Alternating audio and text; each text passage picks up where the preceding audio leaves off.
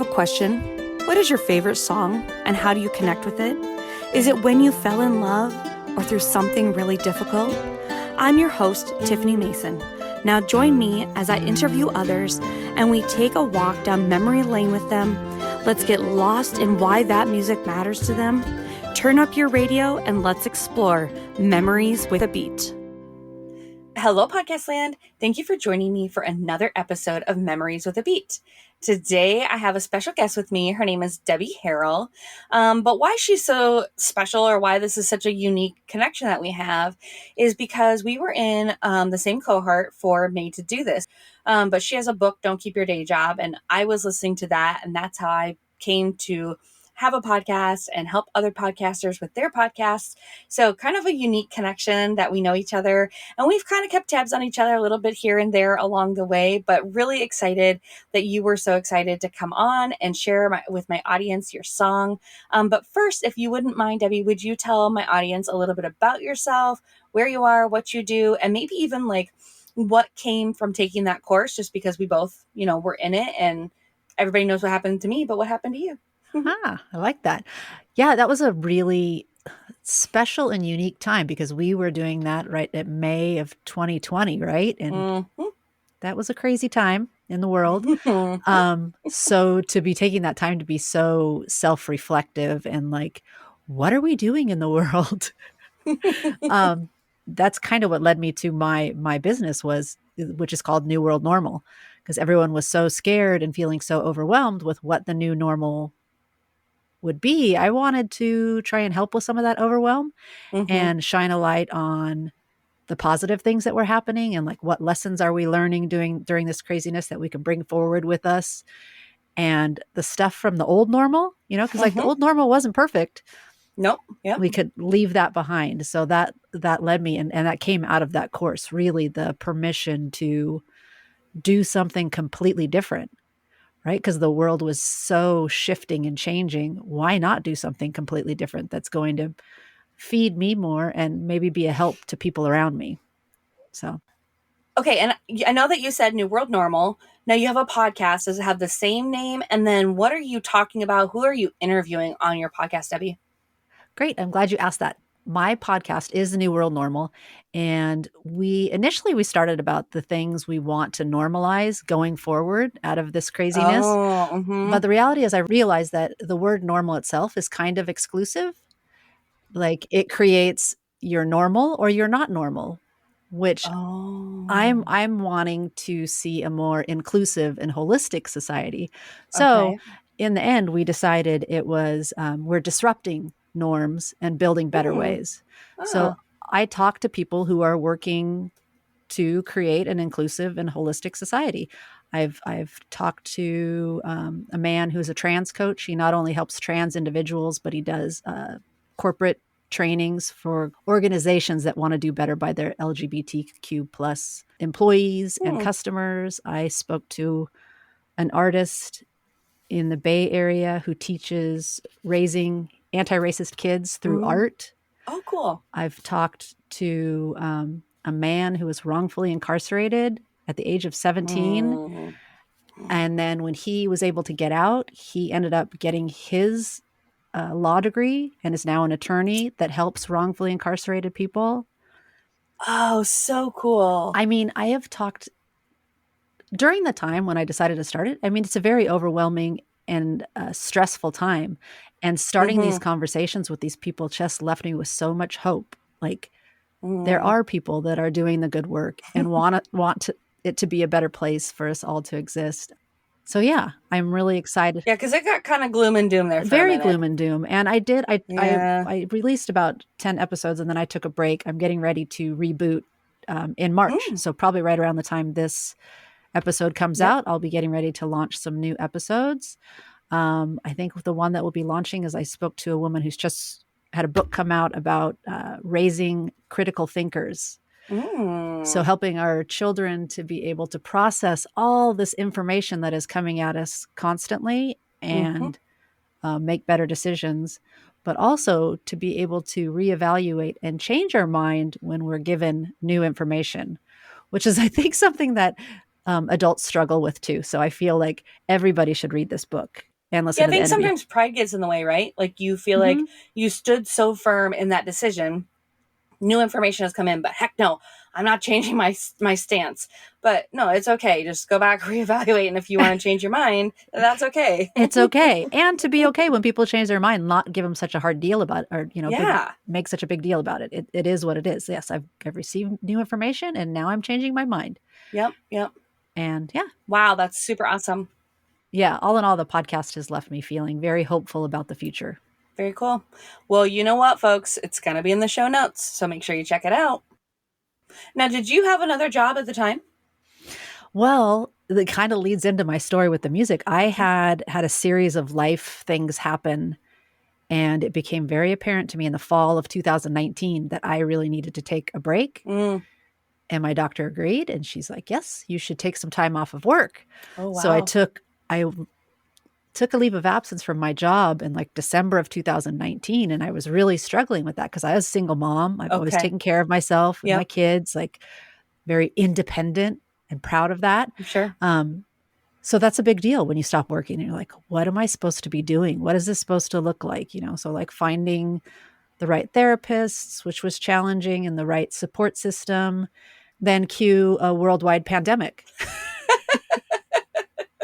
Well, I was, just getting comfortable, like, okay, like I'm working on myself and this is important. And then everybody else kind of joined me in that uncertainty of like, wait a minute, we can't work. What does this mean? Like, now what are we going to do? And I'm like, oh, come with me. It's going to be fine. I just listened to a podcast called, Shifting Identity After Loss. And that is what it sounds like to me. We all think of loss as another person that we loved, right? But a loss can also be the loss of a job, or it can be the loss of a dream, or it can be so many things that we could, have loss from. And I think you still go through that grieving process. So I'm glad that you found yourself a support system, but also that you kind of got a jump start knowing like, okay, this is what I needed when this happened. And then, like you said, cue the worldwide pandemic.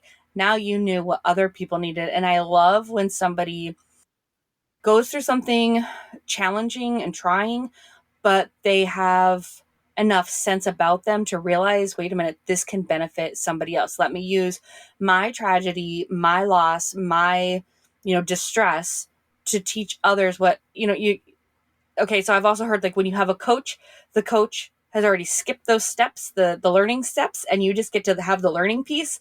And it's kind of the same thing where you got to go through it all, unfortunately, but you were able to help others, once this pandemic hit. So I think that's really a pretty cool thing that happened from that. Yeah. Two things I want to comment on: how you said the loss, the different types of loss, and how we tend to quantify, like, oh, well, that wasn't that bad for me, compared to other people's. We kind of do the same thing with trauma, which is one thing that I learned through my journey and my growth. And I think it's one of the things that Kathy says a lot too: make your mess your message. And because I went through it, now I do want to help people not have to do as much of the work. I mean, everyone still has to do their own work, but if you can point out the shortcuts and the emergency exits, like it kind of helps the process. And one thing that stuck with me is everyone's familiar with the term of a post-traumatic stress disorder, like PTSD, but there's also a thing called post-traumatic growth. So you have this life-altering experience or experiences, and rather than falling victim to the overwhelm and the pain and the trauma, you see it as an opportunity to make these big changes. And I see that with a lot of the people who I'm still connected with from my big trauma. I was in attendance at the Route 91 shooting in Las Vegas. Oh, goodness. So it's a tie into music, right? Like, yeah. So I have a big public, big T trauma that anchors this change in my life. But in reality, when I started learning about trauma and the way the brain reacts to trauma, I realized that I had life events prior to that, that my body was processing like trauma, but I wasn't consciously recognizing that that's what was happening because, oh, that wasn't that bad. That happens to lots of people. And like talking about that loss and the different types of loss we experience. So yeah, that all led to this big change in 2020 and giving myself the permission to try this completely different and starting the podcast. And now I'm getting a coaching credential because of the trauma background. I want to make sure that I'm really trauma informed and not doing any harm. Because I know a lot of coaches like, oh, you don't really need a certification, but it was really important to me because of my background that I'm being careful with that. Yeah, I think that's a wise step. That's very cool. Congratulations. Thank you. Well, I think that you've teased us a little bit about what the event was or how you're connecting with this song, but let's dive into it. If you'd let my listeners know the song that you chose, the artist who sings it, and then, of course, how you connect to it, how it's impacted your life. The song is No Hard Feelings by the Avett Brothers.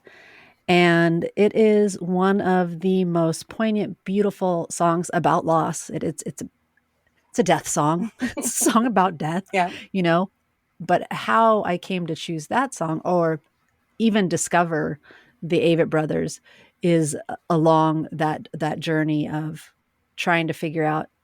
It happened when my kids were getting older, really. And they didn't need me as much, like we were talking before we started. Can I ask you? Sure. What? Oh, did you say it was no, you said Route 91. What year did that happen? That was 2017. Okay. October 1st, so 2017. Almost 5 years ago. Yep. Okay. It's 5-year anniversary this year. So,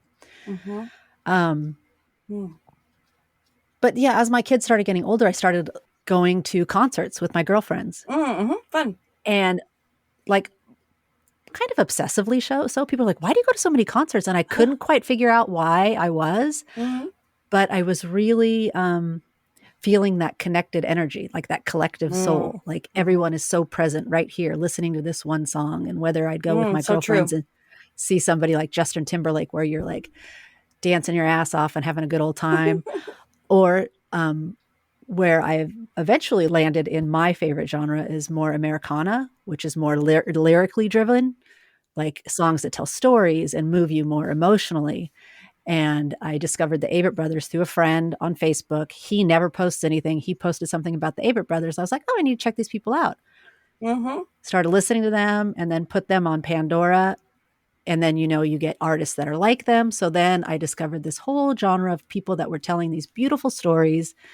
Wasn't quite country because I'm not a huge country fan, even though I was at a big country festival. It was their choice that time, right? Yeah, I went with friends because I loved going to the events and being part of the festivities and the fun. So, and it was in Vegas. Hello, Vegas is always fun. So yeah, I was going to ask, are you located in Vegas or where are you located? I'm in Southern California.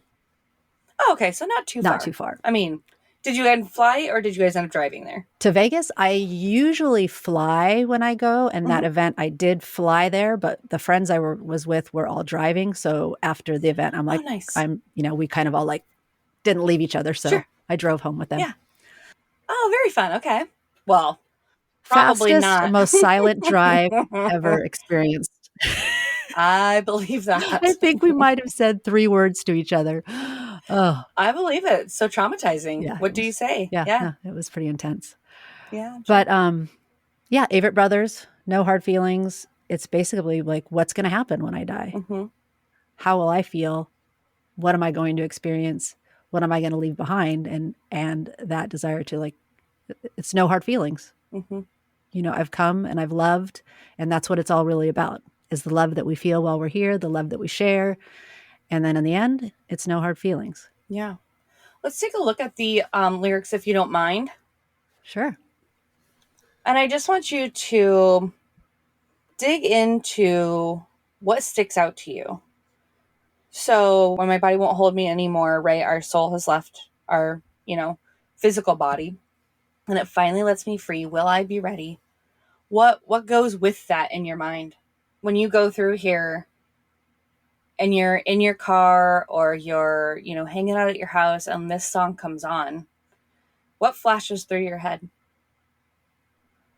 Oh, this song comes on and I'm most likely going to start crying. But it really... Does it take you back to that day, or is it that day made you realize your mortality and this song helps you think about your mortality? It definitely is more tied to my mortality to that event.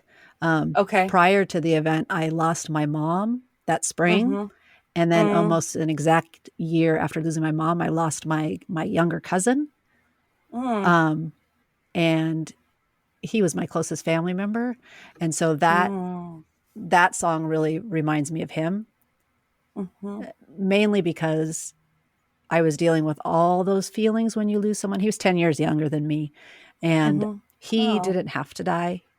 He struggled with substance abuse, addiction issues, and so we knew it was coming. And I was angry in the end, and I was needing to process that. And this song, I see, I'm getting emotional again. I grabbed onto it as a reminder. There are no more hard feelings. Like, he has no hard feelings anymore. So why should I hold on to those feelings? It's not helping me anymore. So when I hear the song, and I'm always thinking about my cousin, but then also thinking about the bigger picture of, why do we spend so much time arguing with one another? And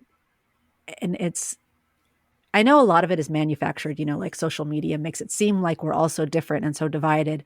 But then when you sit down and have these types of conversations, we're really more alike than different. And so, yeah, trying to remember that, hey, we're all on the same side.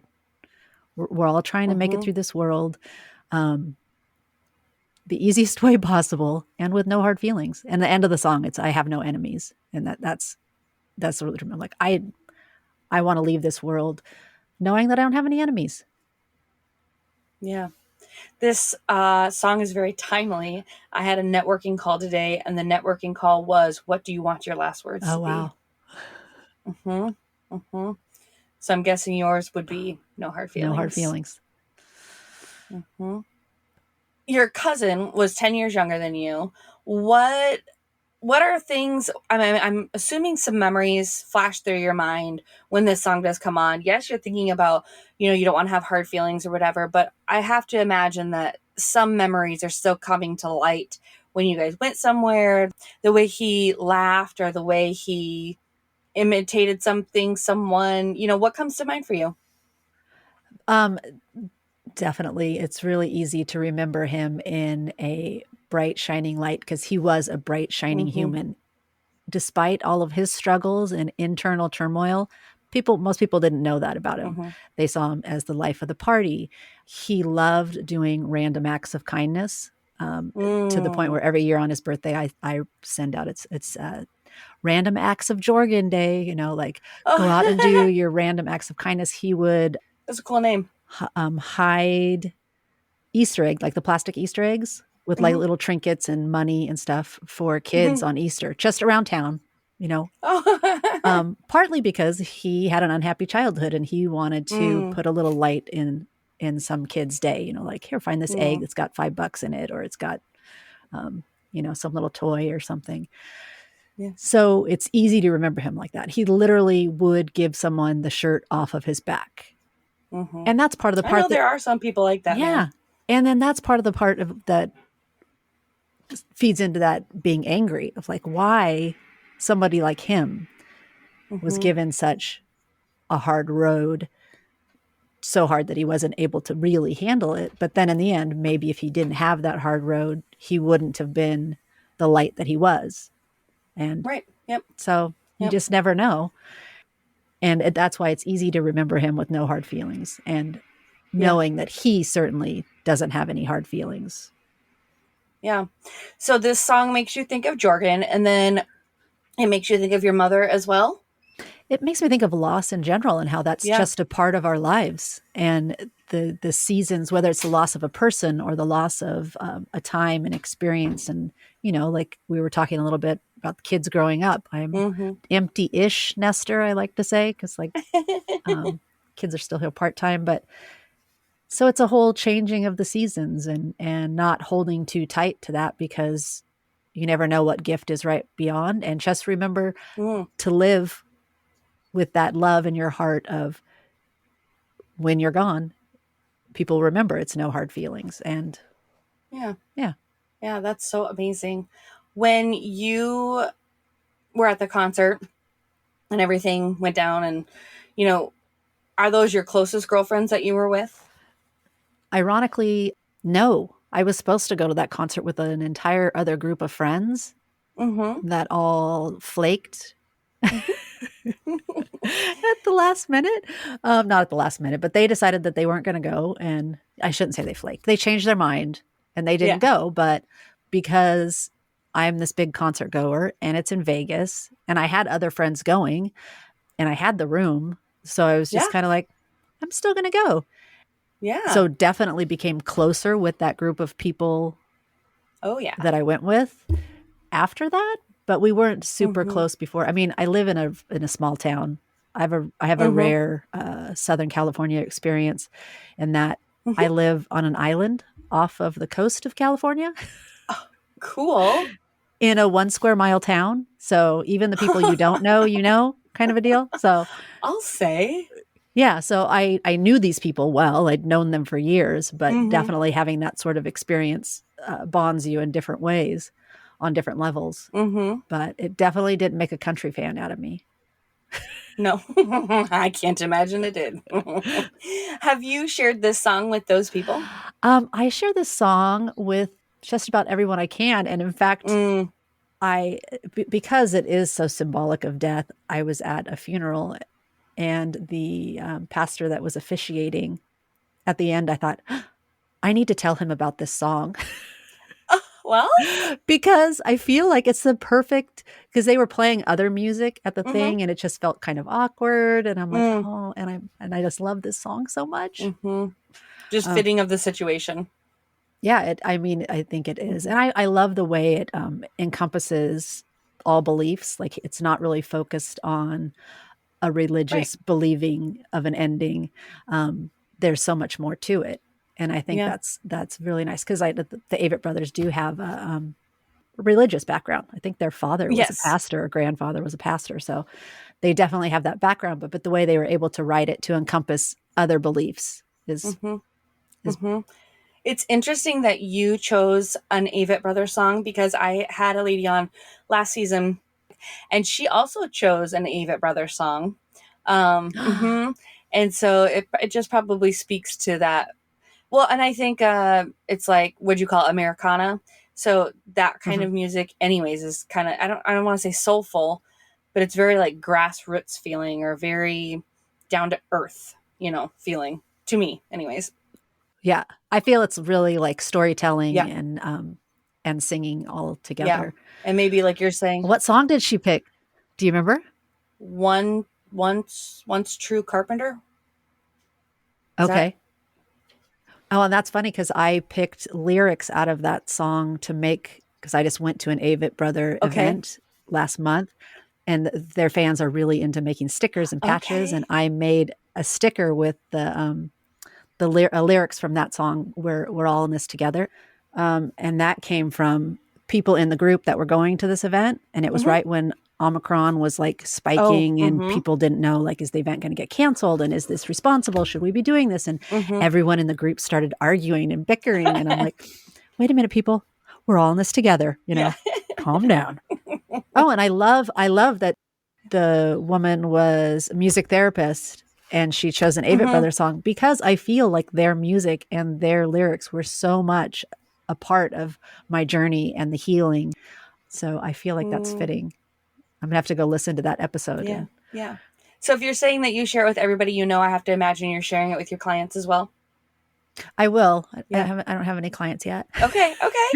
Hey. And you know what? I haven't talked about Avett Brothers on the podcast, but I imagine that's only a matter of time.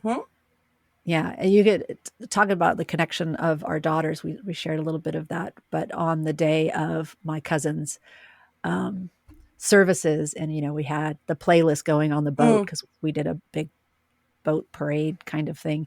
Oh, cool. Within the second or third note of this song coming on the speakers, my daughter turns around and just grabs me because she knew she recognized the song and knew the significance of it. So Oh, that's so cool. I love all your connections to this song. It's really amazing, actually, just to be connected to it Well, on and so many the levels.